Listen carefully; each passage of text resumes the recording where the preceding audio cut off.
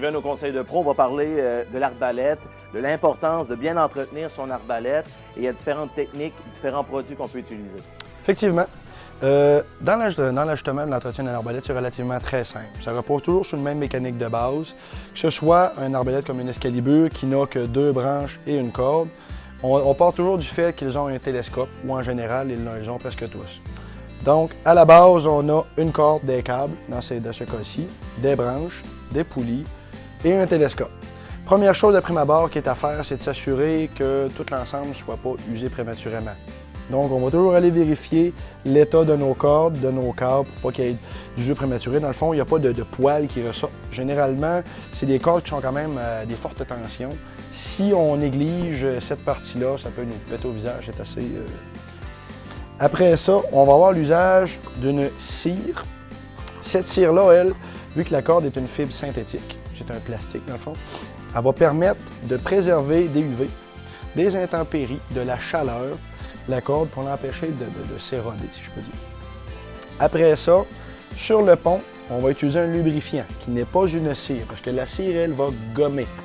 Tandis que le lubrifiant, ça peut être de l'huile Crisco, ça peut être de l'huile d'olive. On a des lubrifiants spécialisés à base de silicone qui vont limiter le contact entre la corde et le pont, dans le but de ne pas ralentir notre flèche, mais aussi de préserver le tranche-fil qui, lui, use à force de frotter. Deuxième chose, le retient-flèche, non, la row retainer, toujours important qu'il y ait une bonne tension dessus. Quand on arrive dans le bois et on met une flèche dedans, s'il ne fait pas sa fonction, la flèche peut tomber. Donc, si on perd notre flèche, on perd notre chasse. Après cela, l'usage du télescope va se faire pareil comme un arme à feu. On a des petits capsis qu'on relève.